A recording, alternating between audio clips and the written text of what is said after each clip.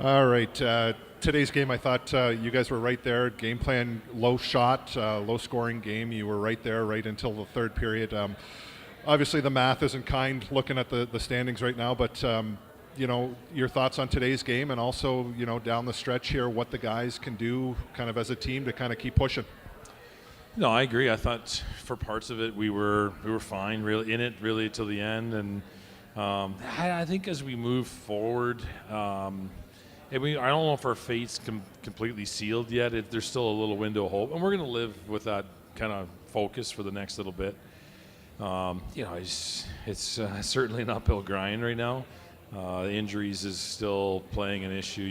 We lost. It's maybe a question. We can get to it later. But Kachkovic, and we're not sure his status. But but down the stretch, I think it's just maintaining a positive mindset.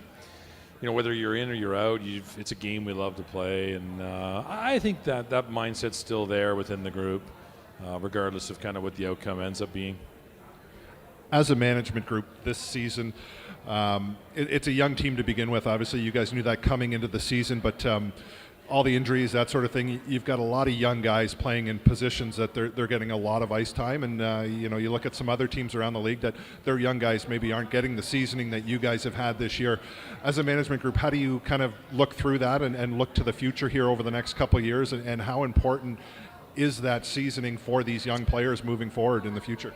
Yeah, I mean, we definitely, in September, we were saying, and I really never thought we'd be in this scenario either. But that's just the ebbs and flows of junior hockey. We talked earlier in the week, how can you be ready for this many injuries and needing this many young guys? But to your point, the seasoning is the benefit. And, you see, kids like Houston Hurt playing the amount of minutes that he's playing and what that's going to do for what it has done for his confidence and what it will do for him. How much farther ahead is he than a player that needs to adapt to the league next year and the year after that? So, he's just one of, literally almost 6 or 7, actually maybe 7 or 8 young players, right?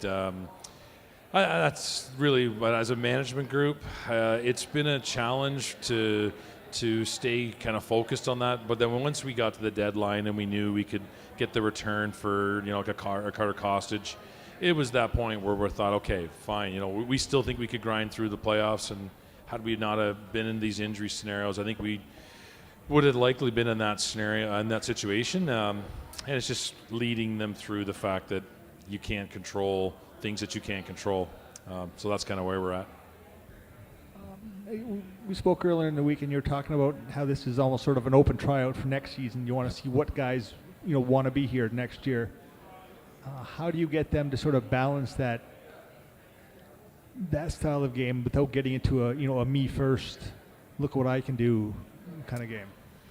That's not an easy scenario, right? And that's, if anything, I feel for some of our graduating players that the team's kind of come to where it's at. I also feel for our coaches who've got to manage that.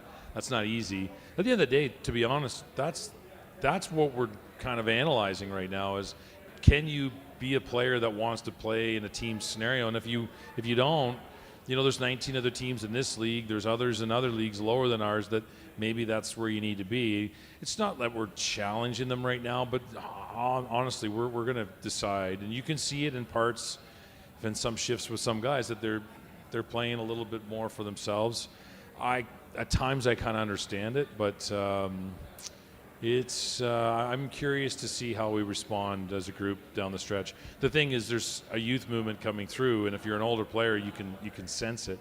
But you need older players to be successful as well, and we'll find that balance. I hope it's with the group of guys that we have here. I would assume it will be, but at the end of the day, we'll be, scrummaging through the other teams as we have in the last couple of summers, and we'll find a player or two if we need to. That's for sure. And I guess in the players, and Alan and you have talked all year about, the team's identity has to be its hard work. Is there a ceiling to how far you can go based on work ethic?